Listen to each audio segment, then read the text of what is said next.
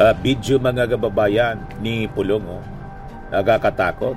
Yan na yung kutsilyong hawak. Baliktad yung pagsaksak niya.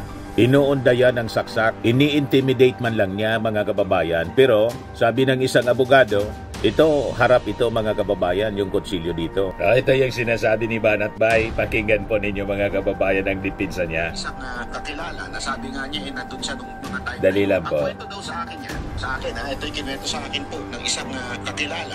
Isa totoo lang po, isang matino na tao, lalo't isa kang congressman, honorable yung tawag sa'yo eh. Kahit anong sirkumstansya, ang nasa likod ng kwento doon sa video po, hindi justify. Hindi po justified ang ganong aksyon.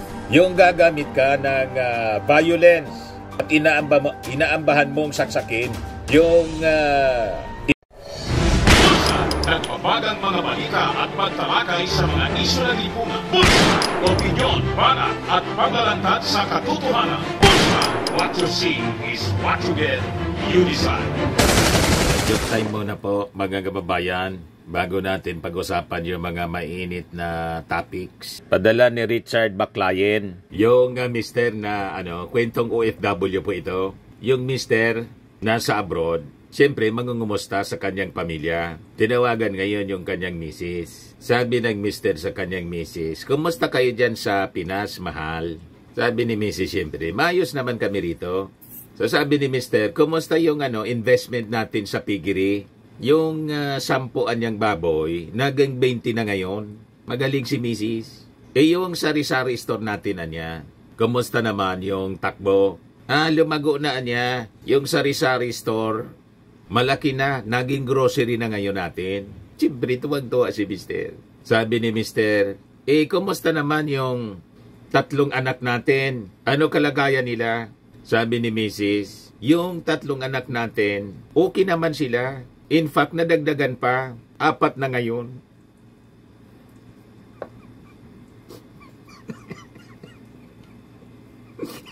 Lumago din. Hindi man umuwi si Mister. Nadagdagan yung anak. Naging 4. Magaling magpalago ng kabuhayan. Huwag tutularan si Mrs. Kawawa yung naghihirap na mister na OFW. Anyway, joke man lang po. Matik na. 200 pesos. Padala mo na lang yung GCash number mo. Ito na siya. Kasali ka na rin sa monthly draw natin. Pag nabunot yung pangalan mo, 5,000 pesos yung cash prize. Pag hindi, qualified ka pa rin sa December. Sa grand draw natin, 10,000 pesos na. So, ito na siya. Dito na tayo, mga kababayan, sa ating topic kasi hirap na hirap po si Banat Bay na idepensa si Pulong. Huli kampo sa CCTV.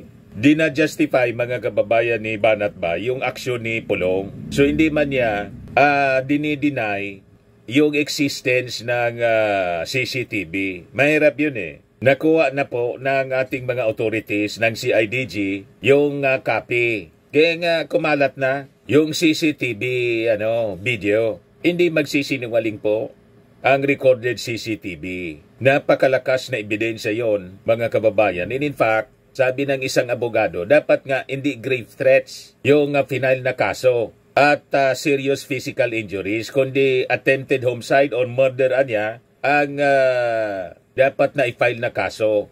Pero mamaya natin ibibigay yung kwentong yan. Dito muna tayo, mga kababayan, sa hirap na pagdepensa ni Banat Bay kay Pulong. Yan ang video mga kababayan ni Pulong. Oh. Nakakatakot. Yan na yung kutsilyong hawak. Baliktad yung pagsaksak niya. Inuunda yan ng saksak. Ini-intimidate man lang niya mga kababayan. Pero sabi ng isang abogado, ito, harap ito mga kababayan, yung kutsilyo dito. Ang pwedeng ikasoan niya, attempted homicide or murder. Unahin muna natin itong depensa ni Banat Bay sa kanyang vlog. Yan, istorya sa lumabas na video tungkol kay Pulong. Pagtama, palakpakan. Pag mali, banatan daw. Yan ang kanyang propaganda sa kanyang vlog. Ang katotohanan po, ang pinapalakpakan nila yung mali. Nasa maling side sila, maling grupo, maling tao, maling part ng ating history.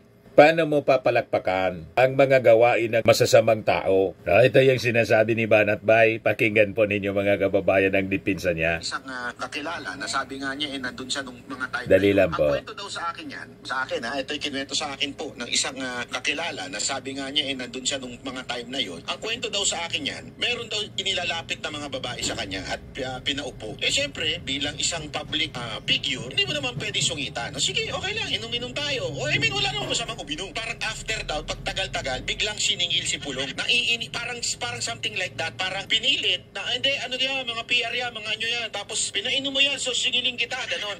Noon hindi daw pinapansin. Ang inong kwento sa akin, hindi daw pinapansin ni Pulong. Parang, sino ka? Akala ko, hindi, di ba? Parang may isip mo, may mga fans lang yan. Hindi naman fans, parang mga supporter yan, na mga Duterte, pinaupo nyo dyan. Hirap na hirap i-depensa po. Para bagang inutos-utusan na yung babae, gumawa ng something na parang doon na inis. Di umano, si Pulong. Parang sa kanya, parang pinipilit mo yung mga babae na gumawa ng hindi maganda. Alleged po yun, ha? So, doon na inis daw si Pulong na parang sandali, pang-aabuso yan sa kababaihan. Kaya niya in-approach yung tao. Sa akin, ito'y kinuwento sa akin po ng isang So, dinajustify niya, mga kababayan, yung aksyon ni Pulong. So, hindi niya dinidina yung existence ng video. Isa totoo lang po, isang matino na tao, lalo't isa kang congressman, honorable yung tawag sa'yo eh. Kahit anong sirkumstansya, ang nasa likod ng kwento doon sa video po, hindi justify. Hindi po justified ang ganong aksyon. Yung gagamit ka ng violence at inaambahan mong saksakin yung isang tao at tinihidbat niya, mga kababayan. At sabi po ng biktima, ginulpi siya. Kaya itong mga paliwanag ni Banat Bay, malabong-malabo. Una, malabong paniwalaan ang kanyang kwento to justify the violence inflicted against the victim. Tama po, mga kababayan? Ayan ang sinasabi niya. Ang istorya, sabi eto daw lalaki, yung mataba, sabi, bugaw daw yan. Pero pag babasahin mo doon sa mga ibang nag-post, businessman yan. Okay? Businessman daw yan. Yung iba naman, sinasabi, meron daw binugaw itong mga babae kay Pulong. Okay? Yun ang sinasabi, yun ang akusasyon. Binugaw daw kay Pulong, tas hindi binayaran. Parang something like that. Okay? Ngayon, kung titignan mo yung kwento na yon, ay pwedeng pumasok sa video. Anong ibig ko lang sabihin? Simple lang. Ito yung video. Kung sino man yung lintik na direktor nito, hahanap yan ng kwento kang kapanipaniwala o di ka... Binibigyan niya ng malisya. Nagtatanim siya ng duda para umayon sa script nila na may direktor. Ibig sabihin, ang itinuturo kasi ni Pulong, yung ating administrasyon, na ang may gawa nito, tanim kaso nga yung kanilang narrative. Lahat ng walang iyaan na nagagawa nila, ay tinuturo nila ibang tao. Ibig sabihin, ginawa ng kaso ng Marcos administration. Yan ang kanilang narrative. Malabo po. Walang ganyang natura po ang Marcos. Magawa-gawa ng kwento. Ang mga kwentong ito na kinasadlakan nila, sila man lang ang may gawa base sa kanilang masasamang ugali. Kaya nasasadlak sa problema, walang makapag-advise ng maayos. Kay Sara, walang makapag-advise, sabi ni Atty. Kapunan. Kahit anya yung asawa, hindi mo makita, walang magulang na mag-advise. Yung magulang na mag-advise, yung tatay nakakulong na. At wala man yon, mga kababayan, i-advise na mabuti. Di ba po? O, ganun din dito kay Pulong. So, nasadlak sila sa mga kompromiso. Because of arrogance nga, nasanay. Kinasanayan ng ganon. O, ito na ngayon. Lahat nagbabackfire. Sinisisi ngayon sa Marcos administration. Maniwala kayo sa ganong uri na narrative, propaganda, na lahat na lang yung kinasadlakan nilang problema, sinisisi sa administrasyon. Where in fact, ang may gawa sila man lang. O, dito sa kaso ni Pulong, sino yung complainant? Pribado. Bugaw ng babae. You see? So, ang dapat dito, mga kababayan, harapin na lang niya yung kaso sa korte. Kasi, finailan siya ng reklamo ng pribadong complainant. Malabo, iugnay mo yung administrasyon dito, malabong paniwalaan. Just like yung kaso na crimes against humanity, laban kay Digong. Nangyari yung crime against humanity sa kanyang administrasyon. Yung kaso final 2017, pagkatapos ituturo mo, BBM. Ituloy natin ang kwentong barbero ni Banat Bay. Pwedeng sumute doon sa video. Nagigets nyo? Kasi kung talagang totoo yan, Planti daw kasi. mo, ikaw halimbawa lang, ikaw kongresista ka. Tanim kaso. Tapos, kilala ka. February daw nangyari ito. Alam mo na ang mga Duterte, alam mong target kayo ng gobyerno ni Alam mo yung kapatid mo Iniugnay na si Gagawin mo ba PBBM? ito? Kukuha ka pa ng bugaw? Kukuha ka pa ng nyok-nyok? Hindi. Nagagets mo? Bakit ka kukuha ng nyok-nyok? Itanong mo kay kay Pulong kung bakit kumuha. Kanyang kabulgar, gagawin mo sa bar. Di ba? I mean, sorry pero ikaw ay hindi naman simpleng tao. Hirap na hirap niya i-justify yung aksyon ni Pulong. Yung ginawa ni Pulong tulad ng ginawa ni Sarang pagbabanta. Hirap na hirap sila mga kababayan na ipaliwanag sa taong bayan. Anak ng dating presidente, ikaw ay meron kang katungkulan at alam mo na hinahanapan kayo ng butas ng gobyernong ito? Anong hinahanapan ng butas? Na ang butas, kayo yung may gawa? Gumawa kayo ng butas sa inyong sarili. Halimbawa, confidential funds. Sino bang yung gumawa noon? Binigyan na nga siya ng confidential funds sa budget niya. Pagkatapos, hindi man ginamit sa tama, sinabihan ba siya si Sara Duterte na waldasin yung Di ba hindi? Gamitin sa tama. Sino nag-audio kay Sara? Halimbawa, nabantaan niya yung ating Pangulo, the First Lady si Martin Romualdez, na siyang naging rason kung bakit siya na-impeach. May nag-udyok ba sa kanya? Di ba sariling aksyon niya yon? In like manner ito, sino nag-udyok? Alangan man si PBBM, inudyukan siya na kumuha ng babae at nang hindi magkasundo ng bugaw, inudyukan si Pulong ng ating Pangulo ng gobyerno na gulpin yung bugaw. Yan ang pinapalabas mga kababayan ni Banat Bay. Napakababaw ng kanyang mga argumento. Kaya doon sa debate ng mga legit na mga journalist kasama si Jose Castro, nakipagdebate si Banat Bay. Nagmukhang kawawa si Banat Bay. Lumabas yung pagkaingo. Pinangaralan po ng mga taga-UP, pinangaralan ng mga journalist, mga kababayan, sa paggamit ng mga salita tulad ng di umano. Yung allegedly po. So ganun sila, mga kababayan. Magtay-tay ng kwento para yung mga supporters nila na moron, mapaniwala, mga kababayan. Di ba? Balikan natin yung sinasabi ni Banat Bay dito para marinig ninyo. Tapos, magtatapnyok doon sa bar? Hindi. Isipin nyo na mabuti Bakit hindi ka na lang magtago? I mean, siguro naman. Pinalis nga yung mga tao doon sa bar. Kitang-kita po sa video. I-replay natin yung video mga kababayan. Nasa loob at sinaysay sa Ate David nang nagreklamo yung detalye kung yung mga nangyari before na humantong doon sa pananakit, pag-amba ng pananaksak. Yan Yan Kita ninyo? Grabe. Tapos ito, pinaalis po. Kasi siyempre witness. Nilapitan itong siguro bodyguard dito ni Pulong. Nilapitan. Mga siguro, mga empleyado ng bar. First floor. Bar area. Pinalabas po sila. Tapos itong mga bodyguards ito. Yan. Habang kinokompronta at hiniheadbutt ni Pulong. Tapos inambahan ng saksak pero baliktad yung kutsilyo dito.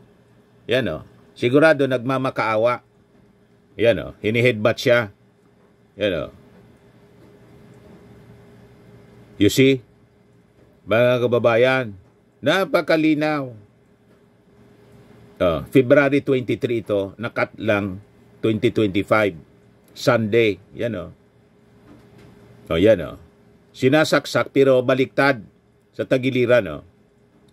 Inahawakan yung kamay na may kutsilyo para siyempre depensa.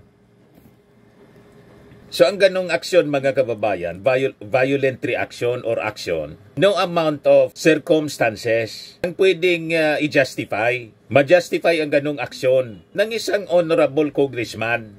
Tama po. Kaya ito mga kwento ni Banat Bay, malabo po. Gusto niyang i-justify ang aksyon ni Pulong. Malabo. Dito lang mga kababayan, pinapatunayan yung natura nila. Alam na ninyo, si Sara nambugbog ng sheriff. Si Digong kill. Kaya may crimes against humanity sa ICC. Ito ngayon si Pulong panggugulpi. You see? So with that pattern of behavior na nakikita natin sa kanila, irap talaga na ipaliwanag. So mas maganda harapin na lang sa husgado. And let the judge, mga kababayan, render his judgment kung nagkasala ba o hindi si Pulong. Tama po. Pero kung ang propaganda po ni Banat Bay, i-link yung ating Pangulo as if pinagkakaisaan ng gobyerno para siraan sila. Sabi nga natin mga kababayan, ang kasiraan nila, sila man lang ang may gawa, walang paninira sa kanila. And in fact, ang ginagawa nila, self-destruction po. Sabi nga ng mga narinig natin na ina-analyze yung behavior ng mga Duterte. Ang pinakang worst enemy niya ng mga Duterte, una yung kanilang bibig at mismo yung kanilang sarili. The worst enemy nila. Kaya sila nasadlak sa ganyang mga problema. Tama po. Pero hindi man natin masisisi si Banat Bay, nag-aanap buhay man lang po ito. Hanap buhay man lang po. Di bali mga kababayan magsinungaling ng magsinungaling basta kumita. Yan man ang papel niya dito mga kababayan sa mundong ito. Mundo ng politika ni Digong. Kaya naintindihan natin kung bakit gano'n na lang siya mga kababayan at hirap na hirap magpaliwanag. Naman, meron ka mga alalay, hanggang sa hotel ka na lang, anong tawag dyan, pa-show up ka na lang. Pa-show up ka na lang ng mga pokpok. Mga gawain nila. I mean, pucha, prominente ka, anak ka ng dating presidente. Tapos, yun nga masama doon. Delegates kayo ngayong mga Duterte. Gagawin mo isang kataranta doon sa isang bulgar na lugar? Publikong lugar?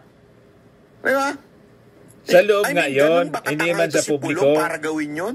Tapos hindi ba niya alam na may CCTV sa bar na yan? Pero kasi nakalimutan siguro kasi sabi ng victim, yung complainant, si Moreno, ang pangalan yon, Criston Moreno, lasing na lasing si Pulong. Yun ang sabi doon sa affidavit mismo, sa CIDG. Kaya dapat si Pulong mag-affidavit. Tapos, kung gusto ni Banat Bay, magtestigo din siya. Kaya lang, wala man siya doon. Tingnan natin kung tanggapin yung mga argumento niya at mga haka-haka na malinaw na propaganda po para isabit, implicate yung ating Pangulo na pinalalabas, pinagkakaisaan sila. Ba't mo isisisi yung mga maling gawain ninyo sa ating Pangulo? Wala man dyan kinalaman, busy-busy yung ating Pangulo sa pagsasaayos ng ating ekonomiya ng ating bansa sa kasakampanya ng alyansa.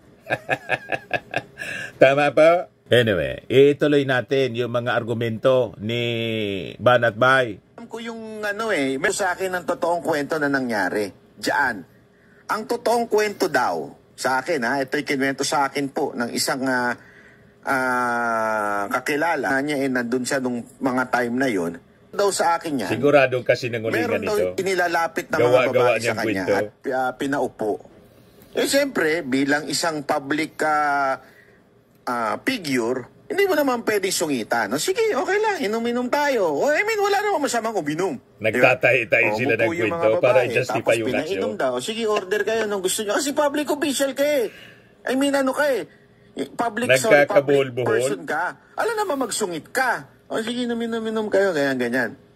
Tapos, parang after daw, pag tagal-tagal, biglang siningil si Pulong. Parang something like that. Parang pinilit na, hindi, mga PR yan, mga yan. Tapos, pinainom mo yan, so singiling kita, ganon.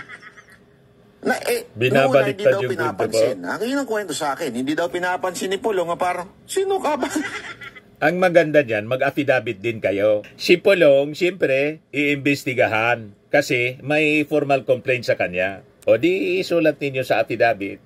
Tapos, sa trial, i-defensa ninyo yung inyong narrative kung totoo. Siguradong mabubuking yan ng judge. Pag hindi po, nagtugma yung mga kwento ninyo. Pero ano objective nila? mga kababayan, kasi kasira nito.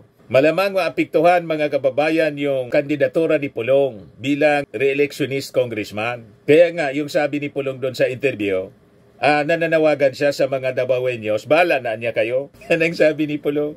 Bahala na niya kayo na mga botante. Doon pa lang po, alams na kung bakit nasabi niya yon. Kasi may pagkakamali na nagawa, mga kababayan. Kaya bahala na niya kayo. Ito, damage control ang ginagawa ni Banat Bay para linlangin yung mga tao na huwag paniwalaan yung kwento, lalo na yung nakitang video. Kasi pinipilit niyang i-justify yung action na may nangyaring hindi nagustuhan. Pinapalabas pa, parang bayani pa rito si Pulong. Yan ang lumalabas, mga kababayan, sa kwento ni Banat Bay. Yan na. Akala ko, hindi, may isip mo, may mga fans lang yan. Hindi naman fans, parang mga supporter yan, na mga Duterte, pinaupo nyo dyan, siyempre, as a public figure, hanggang, inaabuso na, yung parabagang inutos-utusan na yung babae, na gumawa ng something, na parang doon na inis daw, di umano. Si Pulong na parang inaabuso mo yung babae? So, pinapalabas ni Banat Bay, kaya ginawa yon doon sa Bugaw kasi inaabuso ng Bugaw yung mga babaeng dinala. Parang baliktad po. Ang kwento doon sa affidavit ng Bugaw, hindi nga binayaran ng tama. Yung usapan, 13,000. Ang binayad lang, 1,000. Nagreklamo yung babae. You see? Ayan po ang kwento ni Banat Bay. At tipong parang parang pinipilit mo yung mga babae na gumawa ng hindi maganda at alam mo yun, magtrabaho, parang ayaw daw nung babae pero pinipilit daw. Di umano ha. Yun ang kwento. Pinipilit daw yung babae na gumawa. So doon na inis daw si Pulong na parang sandali, pang-aabuso yan sa kababaihan. Kaya niya in-approach yung tao. Yun ang in-approach daw. In-approach ng saksak at tinidbat at pinagugulpi. Yan ang approach na sinasabi mo, Banat Bay. Malinaw sa CCTV. Sanay na sanay magsinungaling, mga kababayan, ito mga taong ito. Oo nga, no? Tapos may video. Tinataniman niya ng duda. Sabi ko, baka yung isipan ninyo. Ang haka-haka, para bagang ginawang haka-haka man lang niya. Mag-iskandalo. Tapos alam nilang mainitin ang ulo ni Pulong pagdating sa mga inaapi. Lalo na yung mga kababaihan na inaapi. So, pinapalabas niya na to the rescue sa mga inaapi si Pulong. Kaya nangyari yon. Pinag-gugulpi yung Bugaw. Ayaw na ayaw ninyo. Ang asawa po nito, matindi ho. Hindi, walang biro. Alam ko ang alam ko po pag alam. Alam ko po, tapos hindi alam. Pero alam ko ang asawa nito, Muslim So, yung respeto sa mga kababaihan, napakatindi ho daw ni Pulong. So, ibig pong sabihin, nung nakikita niya para bagang dinidisrespect na yung mga babae, pinipilit na sa isang bagay na malamang gulpi yung abote ni Pulong doon sa kanyang asawa. Kaya ito, nilalabas na propaganda para mapagtakpan, mga kababayan, yung kwento. Kasi siyempre, sinong asawa, kahit pa hindi Muslim, ang magugusto sa ganitong kwento na gumamit, mga kababayan, ng mga binubugaw na babae, itong si Pulong. Yan ang laman ng affidavit ni Moreno. Di ba po, mga kababayan? Hindi tama. Doon na inis si Pulong. Nag-init ang ulo. So kung meron mang siguro, kung meron mang pagkakamali, siguro yung pag-iinit niya ng ulo. Pero sa akin po kasi, kung ako dinuyan yung babastusin yung babae. Hindi, ito walang biro ito Ako, madaling sabi, totoo yung video. Sa mga ganyan yung mga kino-confirm nila kababaihan. Baka ako din mag-init ng ulo. Baka sapukin ko pa na niya na okay lang yung mag-init ng ulo at ganong aksyon. Siyempre, I would mga kababayan ni Pulong laban doon sa sabi Bugaw. Pray that I would have patience at that very very moment. Pero hindi ko masisi si Pulong Kung iinit kasi public official ka Tapos isasaksak sa'yo yung babae kesyo. So dina-justify na yung violence, mga kababayan, na ginawa ni Pulong doon kay Moreno. Pilitin mo sa harapan ko? Malabo po natanggapin yan ng ating mga mamamayan. No amount of circumstances would justify that kind of action from a public official. Lalo congressman honorable ka. Gagawin mo yon. Kaya nga, malamang, ma-ethics committee, mga kababayan itong si Pulong. Sa Kongreso. Sana pipilitin mo yung babae na magtrabaho para sa akin? O, doon daw nagalit si Pulong. Kaya ganyan ang kanyang reaction. Ang ibig sabihin ni Banat Bay na pinilit ni Moreno nung Bugaw na magtrabaho yung babae para kay Pulong. Yung serbisyo ng isang binabayarang babae, pinipilit daw. May ganung kwento. Tuloy natin. Na parang inaano niya. Ko nga naman. Hindi natin. Kaya nga sabi ko sa inyo, we do not know. But sure. We do not know. Pagkatapos, this is for sure. Kita ninyo, bangga-bangga yung mga argumento. Mga statement ni Banat Bay. We do not know. Pagkatapos, this is for sure. Hindi mo alam pero sigurado ka. Paano ka nakasiguro sa isang bagay na hindi mo alam? Yan sabi ko sa inyo, nagkabol-bol na si Banat Bay sa kakadepensa dito kay Pulong kasi alam nyo na, recorded sa video. Anything, di ba, na masasabi mong, kasi ang pinalalabas nila, ako, observe this. Una, late, bakit niya ilan lumabas yan? During the campaign.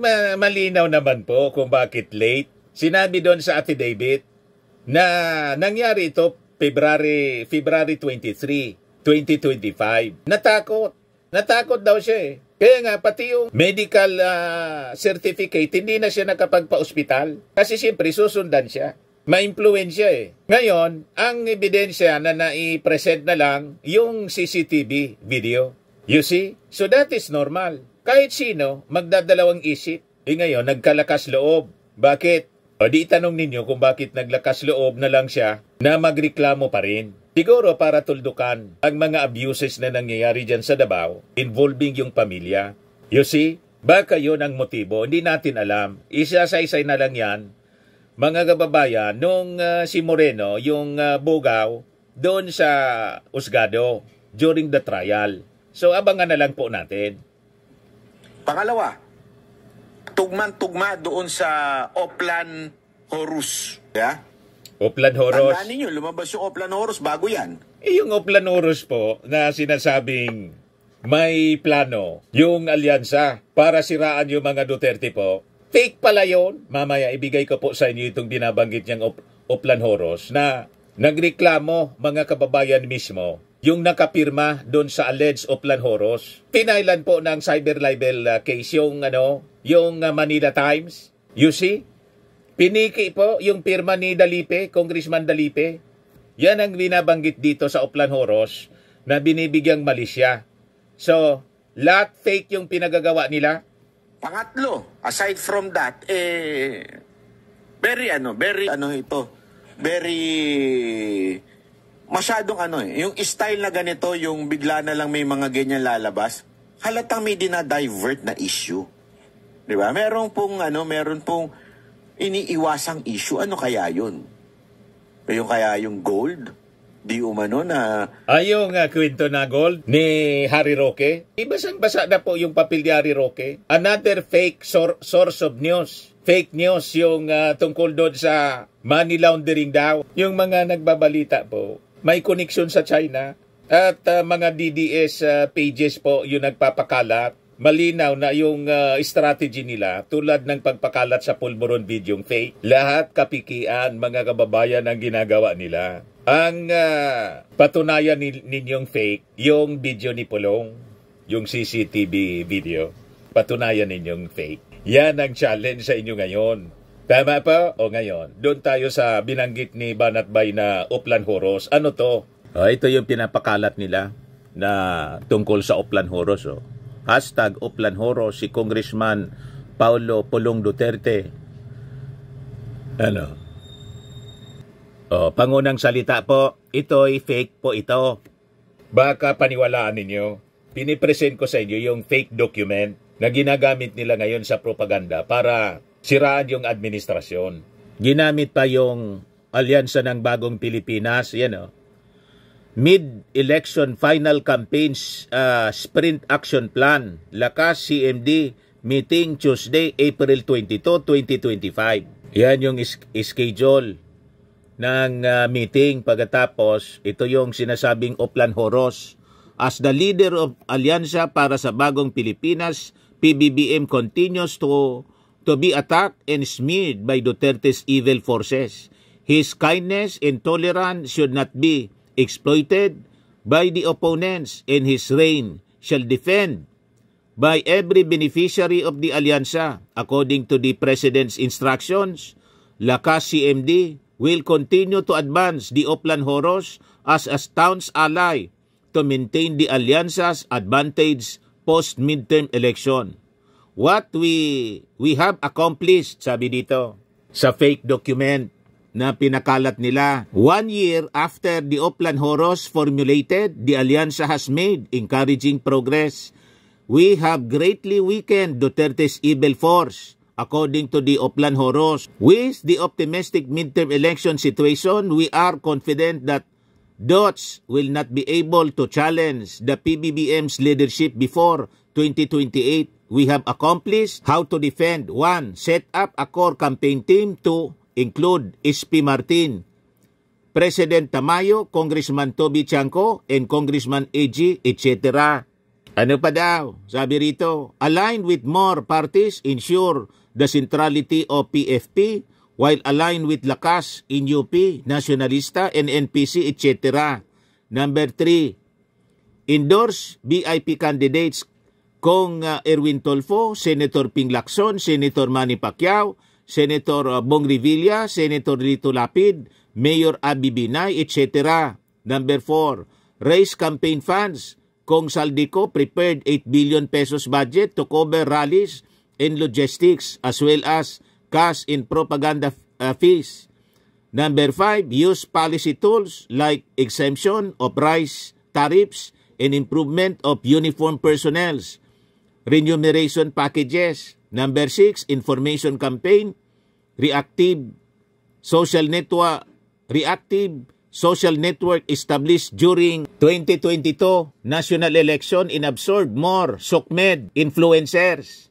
How to attack? 1. ICC arrest plan, PNP, PEDA, HRC, Congress work with Senator Trillanes for ICC investigation to obtain arrest warrant for Duterte and successfully arrested and transferred him.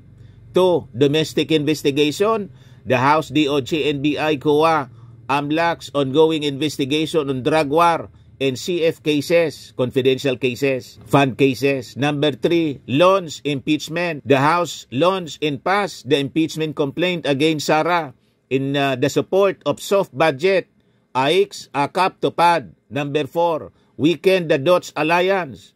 The action plan against Kibuloy and his KOGC is completed. Therefore, squeeze Dots campaign funds. Number 5, counter disinformation, fight back Duterte and KOGC by information campaign on drug war, smuggling, and private military. Following strategies and moves. 1. Speed up impeachment on Senate using FLR to win Senate votes through speeches. 2. Pull down booming ratings of Dots candidates due to the Duterte's arrest. PNP, PEDA, HRC, Congress to work with ICC for investigation and arrest warrant for BG and De La Rosa. 3. Carry forward domestic investigation. The House, DOJ, NBI, COA, AMLA investigate drug war and CF cases. 4. Disqualify key candidates. File drug and murder cases against Duterte, Polong, BG, and De La Rosa in local courts and disqualify them in COMELEC. Fund Carlo Nograles in his campaign. Number 5, counter disinformation, shut down Dots, fake accounts. Number 6, freeze Dots assets. Ang nakapirma po rito, Executive Vice President, Lakas CMD, Manuel Jose M. Dalipe. Piki daw ito, mga kababayan, sabi ni Dalipe. Nag-file siya ngayon ng kaso. In other words, yung sinasabing Oplan Horos, gawa-gawa man lang po nila para siraan yung ating administrasyon. Malamang ito yung nakita ni Amy Marcos at kanyang pinaniwalaan din na may plano talaga niya para siraan yung Duterte. Di ba yun sinasabi? Siraan daw si Sara para hindi na makakandidato sa 2028. Pinablish po ng Manila Times. Para lang alam ninyo kung anong minimensyon ni Banat Bay na Oplan Horos, na yun ang pinaniniwalaan nila, na malamang, sabi ko sa inyo, lahat ng pinaniniwalaan nila, gawa-gawa man lang nila, sila yung may gawa para siraan po yung ating administrasyon. Hindi na nakatiis po. Ginamit yung pangalan ni Dalipe. Ito na ngayon yung balita ng Net25. Mga 2 days ago siyata ito, mga kababayan. Dalipe, kinasuhan ang Manila Times dahil sa Oplan Horos na pinablish nila na nandun yung pirma niya. Pakinggan natin mga kababayan yung report ng Net25. Ayan po, para maintindihan lang ninyo kung ano ang binabanggit ni Banat Bay. Samantala, ng isang pahayagan sinampulan ng cyber libel ng isang leader ng Kamara. Si Vic Somentak sa detalye ng balita. Sinampahan ni House Majority Leader Zamboanga City Representative Manix Dalipe ng kasong libelo ang publisher, directors, editors at writers ng daily broadsheet na The Manila Times. Ang kaso ay nag-ugat sa artikulong inilathala ng The Manila Times na nakabatay umano sa leaked document at pineke ang perma ni Dalipe hinggil sa Oplan Horus o Operation Panggigipit kaugnay sa midterm election campaign attack plan para iporsige ang impeachment case laban kay Vice President Sara Duterte, diskwalifikasyon sa kaalyadong kandidato. Binigyang diin ni Dalipe ang artikulo ng The Manila Times laban sa kanya ay defamatory, malicious at naglalayong ilagay siya sa public ridicule and contempt. Ang mga respondent sa kampanya Dalipe laban sa The Manila Times ay sina Dante Francis Ang II, publisher, kasama ang mga directors na sina Michael Alexander Ang, Ana Marie Thompson, Dante Ang, Maria Preciosa Monica Devi Ang, Joanna Paula Devi Ang, Michael Dinis Saludo at Joseph Noel Estrada. Mga editors na sina Arnold Belleza, Liana Calso, Lynette Luna, Tessa Mauricio Ariola, Conrad Carino, Emil Noguera, Frederick Nasiada, Daford Villaseran at Rene Dilan, kasama ang mga reporters na sina Red Mendoza, Kaiser John Puentes at Catherine Valente. Vic Somentak para sa mata ng Agila, matatag, matapang, matapat. Ganon sila katindi po. Pati mga dokumento, gumagamit sila ng mga tao. At ang ginamit pa, yung pirma piniki, yung pirma ni Dalipe. Kaya nag-file ng kaso, cyber libel. Pinablish po sa The Manila Times. Yung leaked document na sinasabi na piki pala yun. Itanin ninyo kung ano ang mga gawa-gawa nila. Sanay sila po sa ganyan eh. To advance their political agenda. You see? Kaya wag tayong naniniwala po. Kasi sabi nga ni E.S. Lucas Bersamin, referring to Digong, si Digong mismo ang pabrika ng fake news. Kaya mga nasa baba ni Digong, sila yung nagpapakalat ng fake news mula doon sa pabrika. At kasama dyan, mga kababayan, yung bagong pinapakalat ni Harry Roque, yung tungkol sa gold ng Marcos. Money laundering daw. Kung ano-ano na lang po ang ginagawa nila kwento para siraan yung ating Pangulo. Yung issue po sa gold, matagal na yan na natuldo ka na kaso. Yung mga hidden wealth, lahat mga kababayan yan, mga ill-gotten hidden wealth na kaso, laban sa pamilya Marcos, binasura po ng ating mga korte, iba-ibang korte, local at foreign courts sa Amerika, sa Swiss, ganon. Masanay na po tayo. Nire-recycle nila yung mga issue laban po sa ating Pangulong Bongbong Marcos. Hindi man po sila magtatagumpay sa ganyang mga uri ng propaganda paninira. O ngayon, si Pulong po, sabi ng isang abogado, dapat hindi grave threats at serious physical injury yung kaso, kundi attempted murder or homicide. Yan yung balita kahapon, Abogado.com.ph, lawyer says Paulo Duterte should face attempted homicide charge. Sabi yan ni lawyer Jesus Falsis. Sabi dito sa balita, Falsis noted that Duterte was seen taking out a knife in the alleged video of the incident posted online. He should be charged with attempted homicide or murder, sabi po ni Attorney Falsis. He called Duterte crazy over his actions. Duterte said the filing of the complaint was part of dirty politics in the Philippines. Yung dirty politics po, sila ang may gawa. Si Sara mismo yung nagsabi doon sa meeting sa Tondo with Isko Moreno. Kaya niya daw na dalhin sa kanal. O yan ang ang laban daw kaya niyang dalhin sa kanal. Yun ang dirty politics kasi ang kanal po talagang marumi, literal na marumi ang kanal. Siya yung may intensyon. Sinabi niya, dalhin ko niya, kaya ko niyang dalhin sa kanal ang laban. Kaya ang pinagagawa niya sa kampanya, manira ng manira, wala man plataforma ng kanyang grupo sa PDP laban ang sinasabi. Basta't pinagsabihan niya si Congressman Valeriano na malaki yung leeg, nilait ng nilait, tapos pati si Abante, tapos si Congressman Joel Chua gustong saksakan ng mansanas mga kababayan sa lalamunan hanggang mabilaukan at mamatay. Yan ang dirty politics na malinaw. Tama po mga kababayan. In-endorse yung ating number 1 senator, si Benhur Abalos, ni Vice Ganda.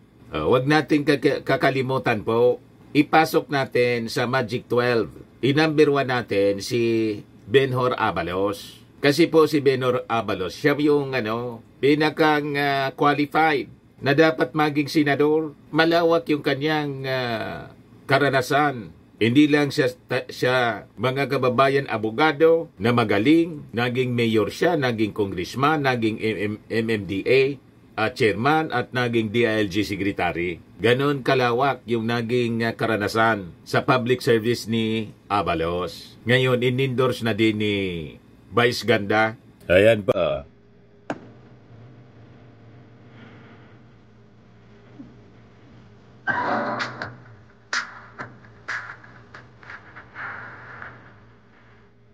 Di ba? Maiksi lang yung kanyang political ads na ginawa, pero maganda po. Very catchy po. Sa mga magsasaka, ito lang. Number 1, papalakasin ko ang kapangyarihan ng NFA kasi tinanggal ito ng rice tarification. Isipin mo, kung minsan baksak ang presyo, kawawang ating magsasaka. Pero kung meron kang NFA na may sapat na pondo na siya na bibili sa iyo at siya na rin magbebenta open kasi hindi nila pwede ibenta, nakalagay ito sa batas, i-impact lamang nila battery in terms of calamity. They can only sell it if there is a rice emergency. At tanggalin natin yun. Isipin nyo, sabi nga ni Sir Kiko, kung libo-libong truck, buong Pilipinas, walang ginawa kundi bumili ng bigas sa mga magsasaka at binibenta mismo direkta sa mga tao. Naku po, masaya na magsasaka, kasi pa yung mga bibili dahil nakakabura sila. Hindi ba? Napakasimple. Let's just empower the NFA at yan ang gagawin ko. I will amend the rice tarification.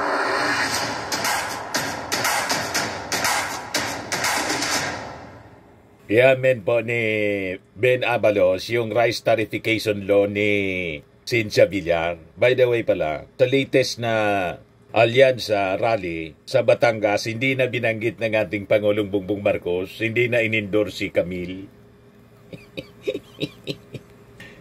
Tulad ng kanyang kapatid mga kababayan, hindi na minensyon yung pangalan ni Camille. Diretso na to. Ikaw ba naman magpa-endorse mga kababayan sa Vice Presidente na nagbanta sa ating Pangulong Bongbong kay First Lady saka kay Speaker Martin Romualdez, isasama mo pa?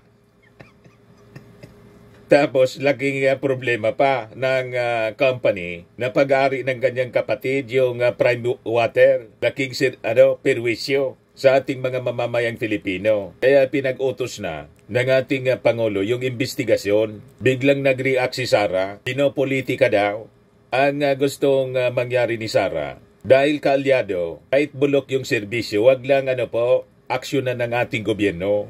May ganun talaga. Hindi yun maaari, mga kababayan. Dapat, lalo't kaalyado, ayusin yung serbisyo kasi napapaya yung ating administrasyon. Di ba po?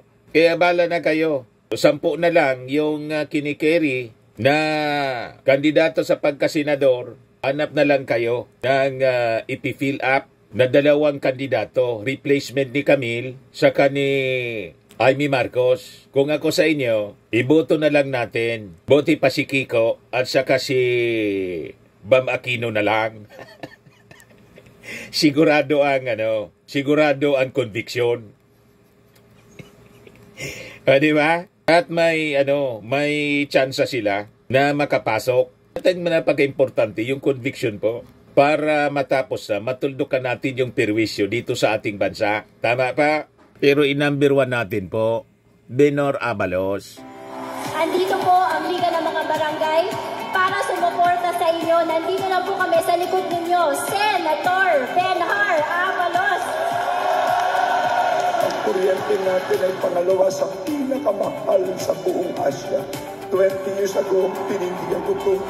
Kung ako'y congressman, tumutol ako rito sa pagwis. The most overtaxed in the whole world ay ang kuryente natin. Yan ang una ko ipapay para bumaba ang kuryente, tumami negosyo, tumami trabaho, at tumaang ang buhay ng bawat Pilipino.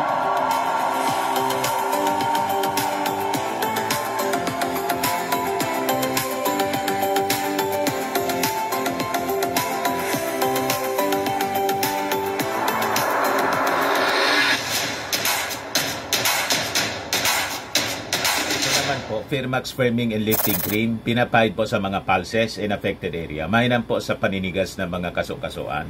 Ito naman po, Automax Radiant Serum. Sa mukha naman yung application, anti-aging po siya. You will look 10 years younger than your age. Sa mga cancer patients naman po, baka lang gusto ninyo itong itry. Naing siya red mixed fruit drink. Hindi mo po siya gamot, food supplement siya. Kaya lang, gawa siya mga kababayan sa goji berry. Yung goji berry, may anti-cancer properties. O ngayon, yung mga inquiries ninyo, dumiritso na lang kayo sa aming messenger sa Facebook para masagot namin agad. Ayos pa?